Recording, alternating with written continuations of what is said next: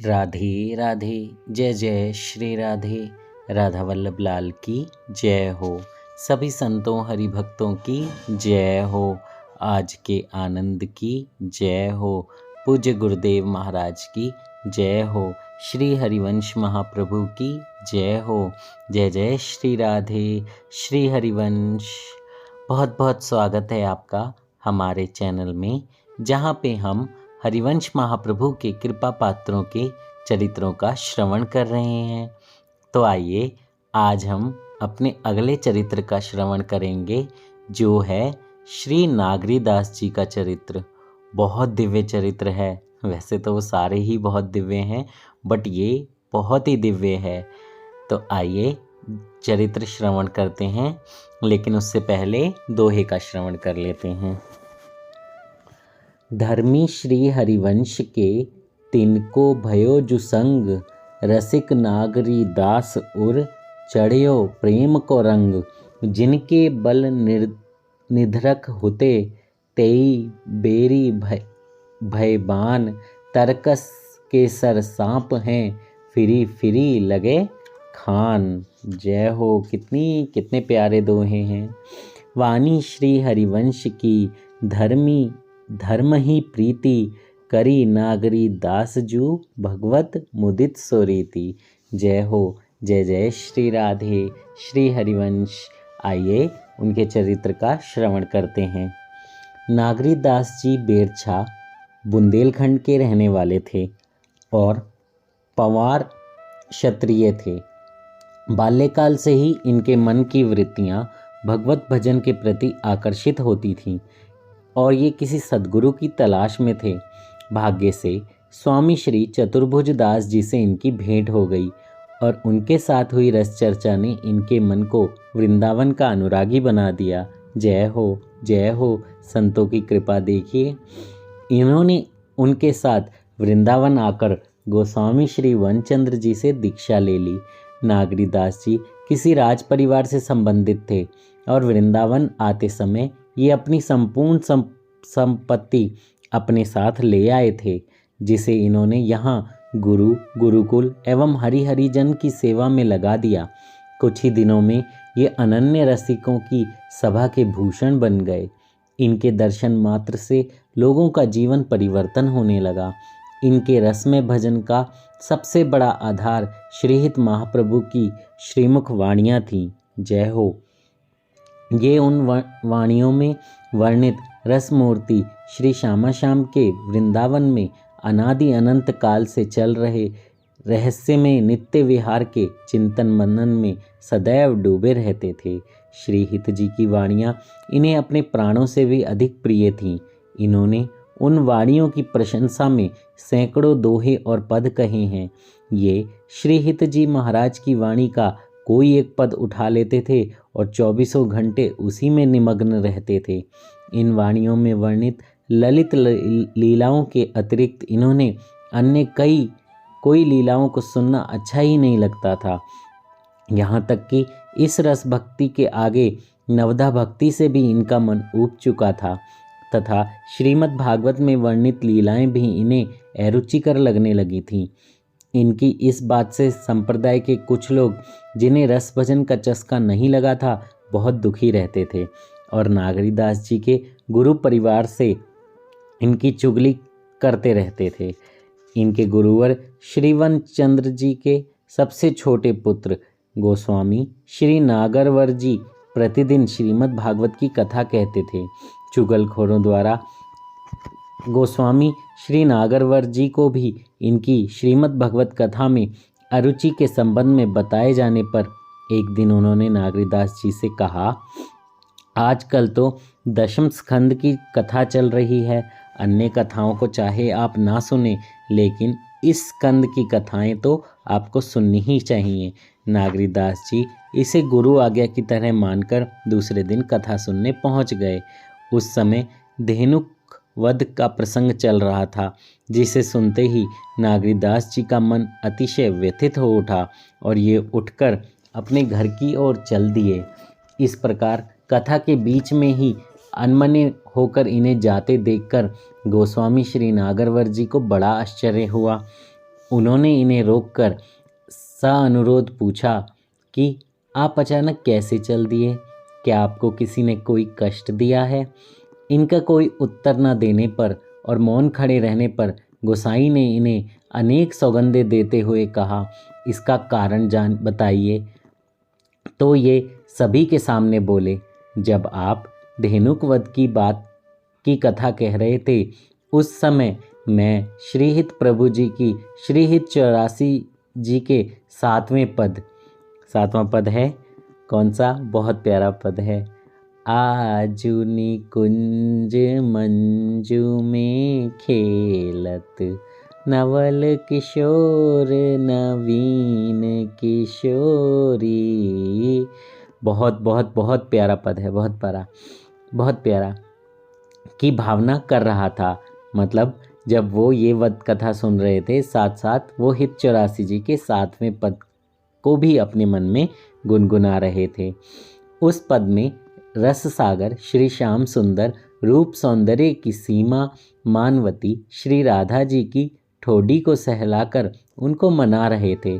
उसी समय मेरे कान में आपके ये शब्द पड़े कि श्याम सुंदर ने गधे के रूप वाले धेनुकासुर के दोनों पिछले पैर पकड़कर उसे दे मारा। यह सुनकर मेरा रोम रोम जैसे जलने लगा। मेरे मन में बार बार आने लगा कि 84 जी में वर्णित रसिक शेखर श्री श्याम सुंदर के नवनीत से कोमल से हाथ, जिसमें श्री प्रिया जी महाराज का रूप रस सार चारु चिबुक शोभायमान है, उसमें भला गधे के पैर कैसे शोभा दे सकते हैं।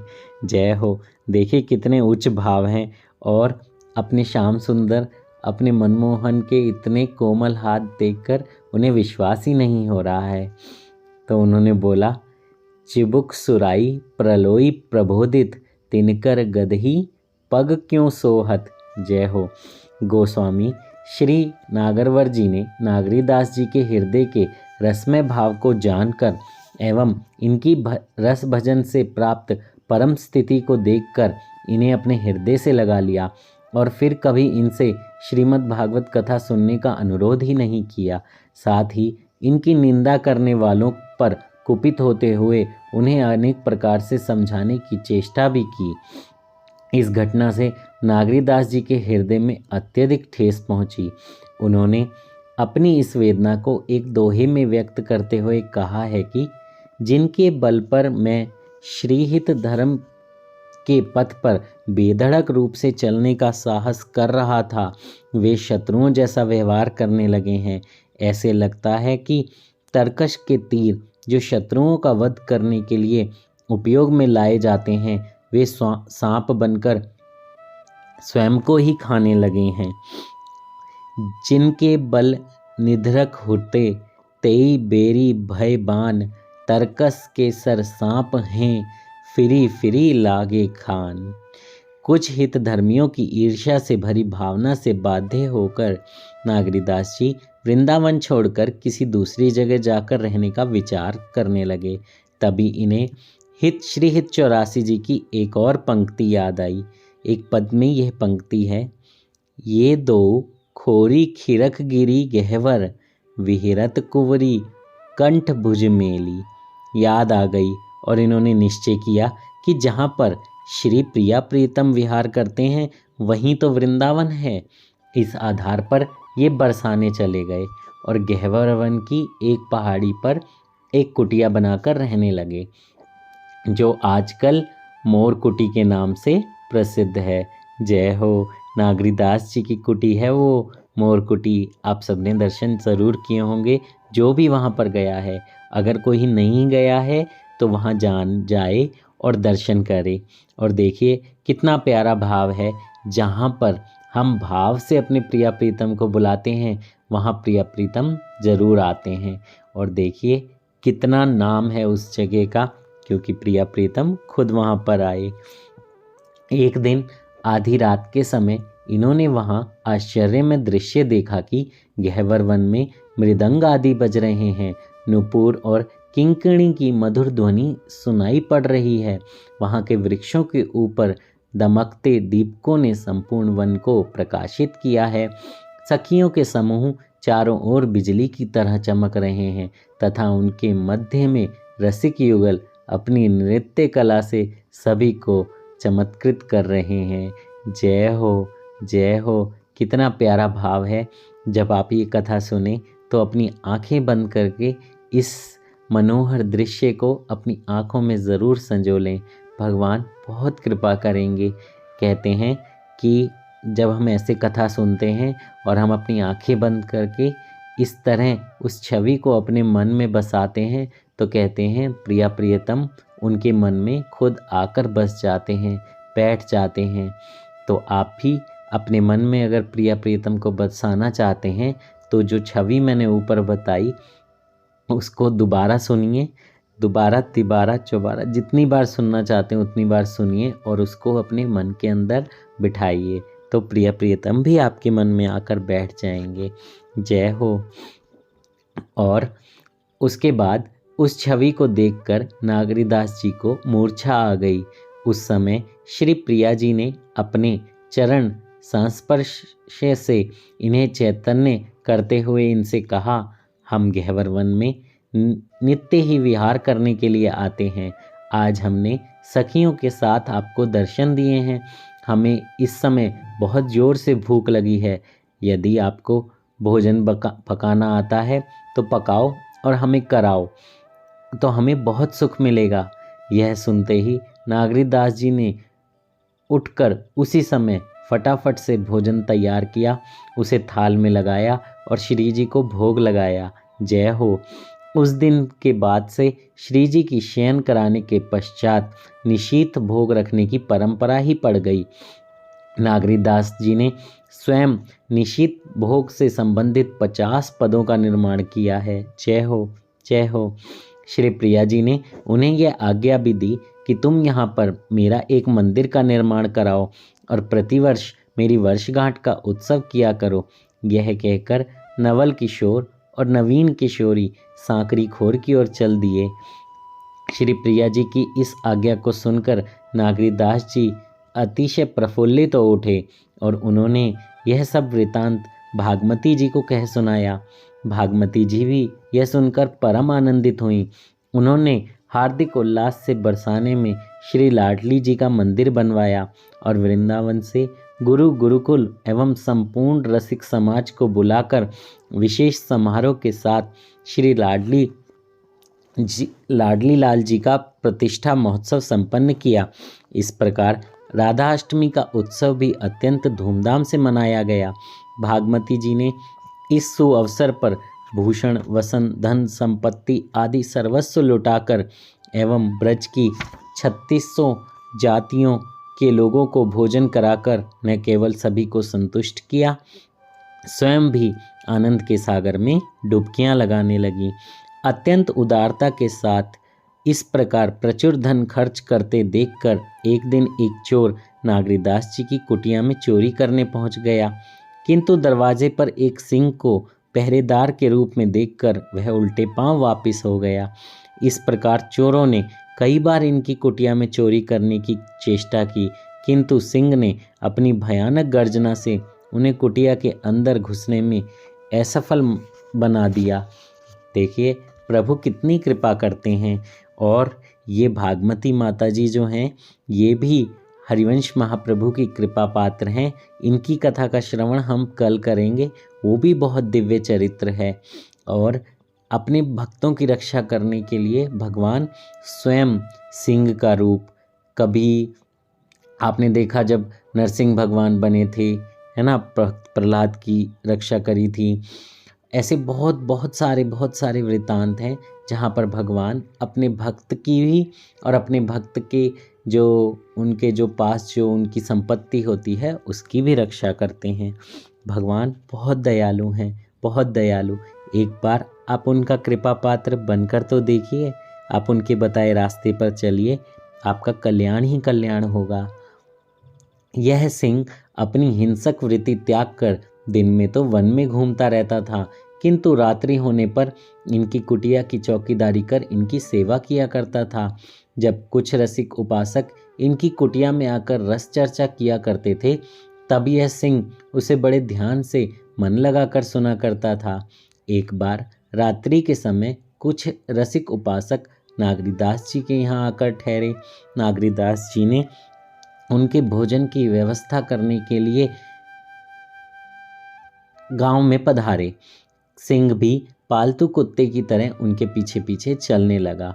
जो रसिकजन उनके यहाँ पर आए थे तो उनके भोजन की व्यवस्था करने के लिए उन्होंने उनको गांव में पधराया, मतलब गांव में रखा जगह, एक कुटिया में। उसके बाद वो सिंह भी उनके पीछे पीछे ही चलता रहा। नागरीदास जी जब गांव वालों से रसोई के लिए प्राप्त कच्ची सामग्री को कपड़े की एक थैली में रखकर लौटने लगे तो स्वामी भक्त उस सिंह के लिए यह बात असह्य उठी और वह सामग्री को स्वयं ले चलने के लिए इनके आगे आड़ा खड़ा हो गया। नागरीदास जी ने सिंह की इस साधु सेवा पर रीझते हुए वह थैली सिंह के पीठ पर रख दी। अब वह सिंह इनके साथ चलते हुए इन्हें कुटिया ले आया। जय हो जय हो।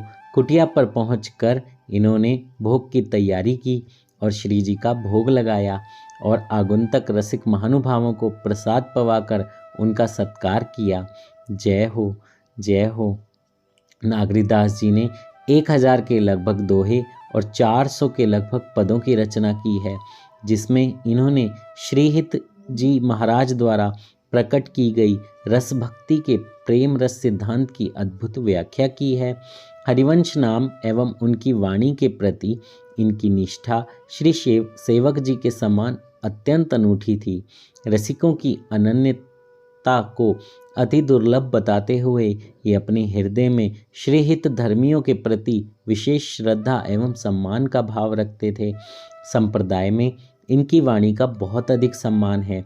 इनकी कृपा से अनेक लोगों को भजन का मार्ग सूझ पड़ा है। संप्रदाय में नागरीदास जी का स्थान अत्यधिक महत्वपूर्ण माना जाता है। जय हो जय हो। कितना प्यारा चरित्र है और कितनी कृपा है। और वो देखिए, वो सिंह भी कितना भगवत भाव में थे कि वो खुद से संतों की सेवा करना चाहते थे, क्योंकि वो भगवान के भेजे हुए दूत थे जो सिर्फ सिंह के रूप में थे, लेकिन भगवान के भक्त थे और दूत थे उनके। तो भगवान की सेवा तो सर्वोपरि है ही, लेकिन उसके साथ साथ अगर आप संतों की सेवा करते हैं, जो सत्संग करते हैं उनकी सेवा करते हैं, जो व्यासपीठ पर बैठकर जो संतों के चरित्रों के बारे में बात करते हैं, उनकी सेवा करना परम परम कृपालु होता है। भगवान बहुत जल्दी आप पे कृपा करते हैं। इसलिए आपको भी जब भी सेवा का मौका मिले संतों की सेवा जरूर करनी चाहिए। कभी भी इस मौके से चूकना नहीं चाहिए। जय जय श्री राधे। श्री हरिवंश कथा कहने में मुझसे कोई त्रुटि हुई हो तो मुझे क्षमा कीजिएगा। मुझे लगता है कि शायद मैंने एक लाइन गलत की है कि नागरीदास जी उनके भोजन के लिए उनको साथ लेकर, मतलब जो रसिक जन आए थे उनको लेकर नहीं गए थे, सिर्फ वो खुद गए थे सामग्री लाने के लिए, क्योंकि रसिक जन ज़्यादा थे। मेरी मिस्टेक है, आप मुझे क्षमा कीजिएगा। जय जय श्री राधे। श्री हरिवंश राधा वल्लभ लाल की जय हो। सभी संतों हरि भक्तों की जय हो। अगर आपने हमारे चैनल को सब्सक्राइब नहीं किया है तो सब्सक्राइब कर दें और बेल आइकन भी दबा दें। जय श्री राधे। श्री हरिवंश। जय हो जय हो जय हो।